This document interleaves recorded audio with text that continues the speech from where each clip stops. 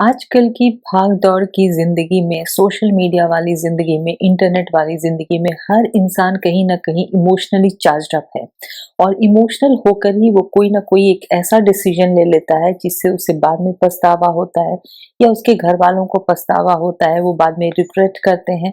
आप कभी ना कभी जब इमोशनल डिसीजन ले लेते हैं तो आप अपनी एक अपॉर्चुनिटी को खो देते हैं, करियर पे इफेक्ट होता है, आपके रिलेशनशिप पे इफेक्ट होता है, कुछ अच्छे रिश्ते छूट जाते हैं, कुछ अच्छे मौके हाथ से निकल जाते हैं। तो आखिर हम ऐसा क्या करें कि हम इमोशनली अपने आप को स्ट्रॉन्ग रखें। Hi, this is Priyanka Kumar and welcome once again to my channel. आज मैं बात करने वाली हूँ कि आप कैसे अपने मूड को स्ट्रॉन्ग कर सकते हैं और इमोशनली बैलेंस्ड डिसीजन ले सकते हैं अपने लाइफ में। क्योंकि आपका इमोशनल होना तो एक तरफ ठीक है, लेकिन साथ ही साथ यदि आप इमोशनल होके कोई भी डिसीजन ले लेते हैं, किसी भी तरीके का अपनी जिंदगी के फैसले ले लेते हैं, तो वो कहीं ना कहीं आपको बैकफायर करता है। तो इसीलिए इमोशनल होना और एम्पैथेटिक और सेंसिटिव होना दोनों में फर्क है। एक बैलेंस बनाकर चलना चाहिए लाइफ में। तो इसीलिए इस वीडियो को एंड तक जरूर देखिएगा। मैं आपको बहुत सारी ऐसे टिप्स भी दूंगी जिससे कि आप अपने आप के इमोशंस को अच्छे से बैलेंस कर सकते हैं।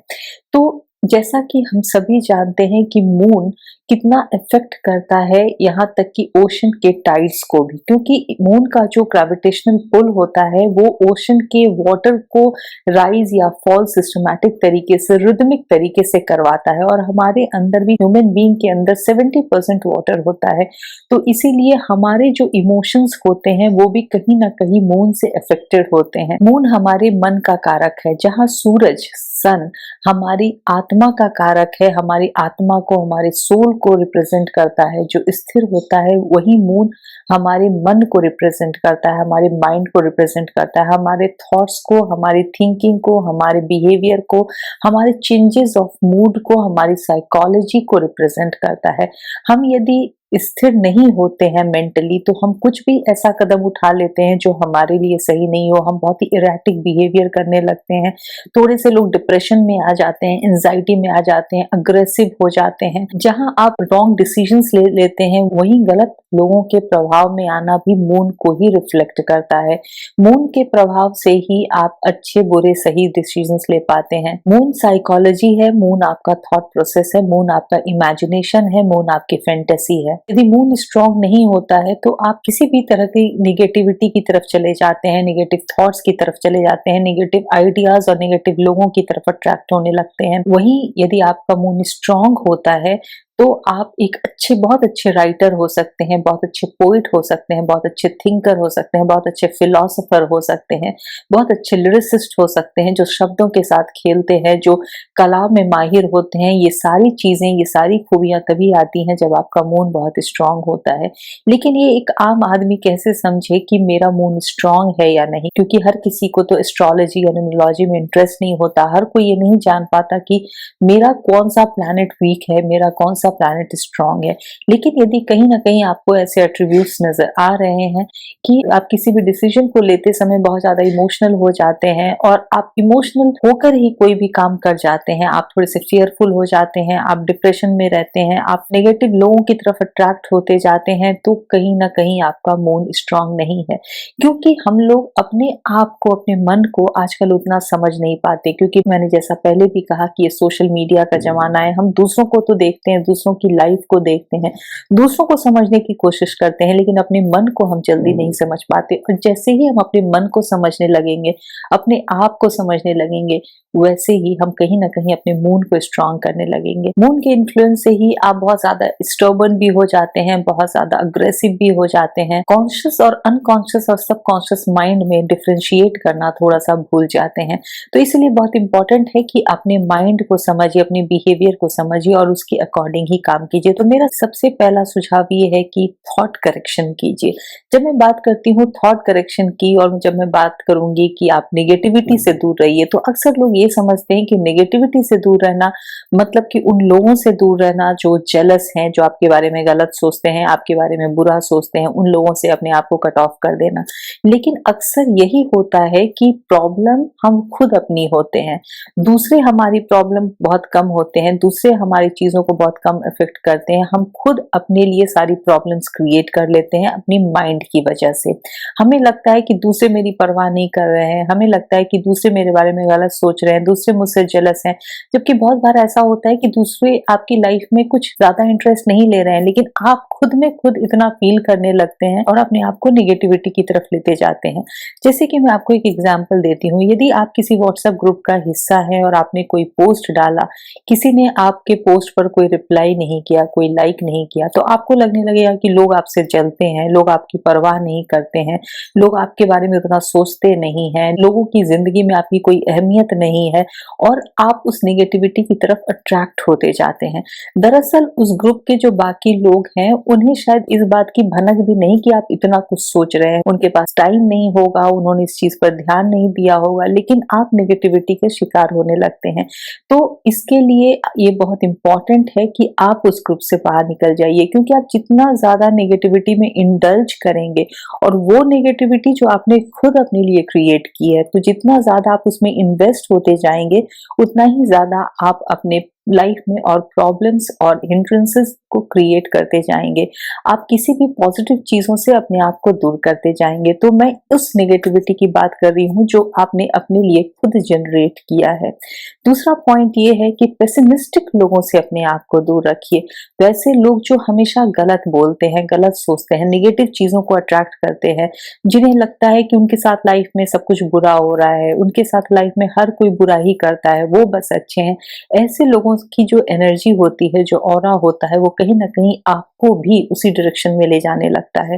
तो ऐसे लोगों से अपने आप को दूर रखिए और हमेशा ये कोशिश कीजिए कि आप अपनी एडवाइस से, आप अपने सुझाव से दूसरों लोगों को भी अपलिफ्ट कर सकें। क्योंकि जब हम मदद की बात करते हैं तो किसी को आपने कुछ पैसे दे के मदद कर दिया, लेकिन सबसे बड़ा मदद वो होता है जब आप किसी के लो टाइम में आप उसको अपलिफ्ट करते हैं, आप उसको कुछ एडवाइस देते हैं। वरना आजकल की दुनिया में लोग यही कहते हैं कि मुझे उसकी जिंदगी से क्या, लेकिन ऐसा नहीं है। हर इंसान को दूसरे इंसान से मतलब रखना ही पड़ेगा। आप चाहे वो जैसे भी एडवाइस दे सकते हैं, लेकिन हमेशा ये कोशिश कीजिए कि पॉजिटिव उसे एडवाइस दीजिए दूसरों को, और जितना हो सके दूसरों को अपलिफ्ट करने की कोशिश कीजिए। इससे आप सिर्फ दूसरे का ही मूड स्ट्रांग नहीं करते, बल्कि आप साथ ही साथ अपना भी मूड स्ट्रांग करते हैं। इसके अलावा जो थॉट करेक्शन का थर्ड पार्ट है वो ये है कि अपनी जो बोलचाल की भाषा है उसमें हमेशा एफर्मेटिव चीजें लेकर आइए, एफर्मेटिव वोकैबुलरी का इस्तेमाल कीजिए, अपनी सोच को सकारात्मक रखिए। क्योंकि अक्सर हम लोग ये कहते हैं कि झूठ मत बोलो, अपने बच्चे से भी बोलते हैं झूठ मत बोलो, तो हम इस पूरे एनवायरनमेंट में डूज या डोंट्स एनवायरनमेंट को याद नहीं रहता, वो जो वर्ड है ना झूठ, वो याद रह जाता है। तो बच्चा कभी भी जब अपॉर्चुनिटी आती है तो उसे वो झूठ याद रह जाता है और कभी वो झूठ बोल भी देता है। लेकिन यदि आप हमेशा ये कहेंगे कि सच बोलो, तो जब भी वो अपॉर्चुनिटी आएगी तो उसे सच ही बोलने का याद रह जाएगा। तो इसीलिए हमेशा एफर्मेटिव वर्ड्स बोलिए। यदि आप कहीं जा रहे हैं, ट्रैवल कर रहे हैं, तो अक्सर हम लोग ये बोल देते हैं कि कहीं मैं लेट ना हो जाऊं। तो हमने जब वो नेगेटिव वर्ड को ले लिया पास में, तो कहीं ना कहीं हम उस नेगेटिविटी को ही अट्रैक्ट करने लगते हैं। तो हमेशा ये बोलिए कि नहीं नहीं, मैं तो टाइम से पहुंचने वाला हूं, मैं तो टाइम से पहुंचने वाली हूं। तो इससे आप उस तरीके की पॉजिटिव एफर्मेटिव वर्ड्स को अट्रैक्ट करते हैं, एफर्मेटिव रिजल्ट को अट्रैक्ट करते हैं, पॉजिटिव आउटकम को अट्रैक्ट करते हैं।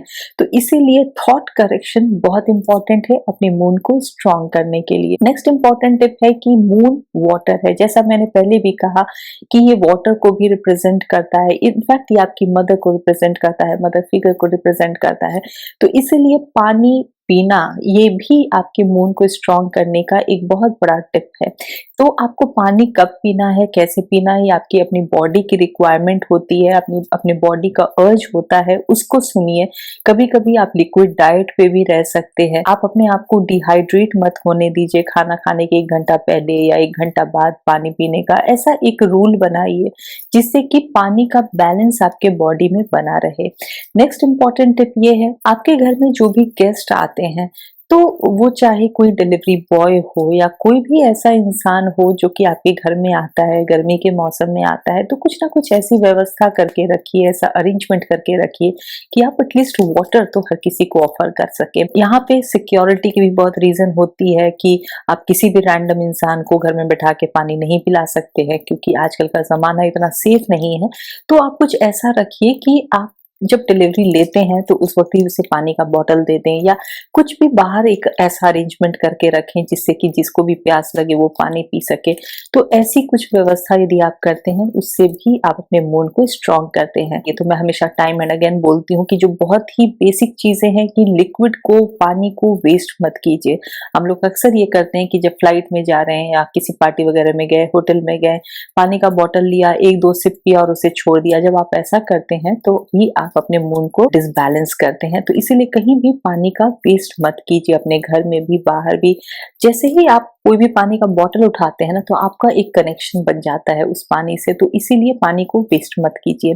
नेक्स्ट इंपॉर्टेंट टिप है कि डेली बाथ, वो बहुत जरूरी है। डेली बाथ करना, और स्पेशली मॉर्निंग में करना। ये नहीं कि आप शाम में कर रहे हैं, आफ्टरनून में कर रहे हैं, जब मन किया तब कर लिया। हर चीज का एक रूटीन होता है, हर चीज का एक डिसिप्लिन होता है, और जब लाइफ में डिसिप्लिन को फॉलो किया जाता है ना, तभी लाइफ स्मूथ चलती है।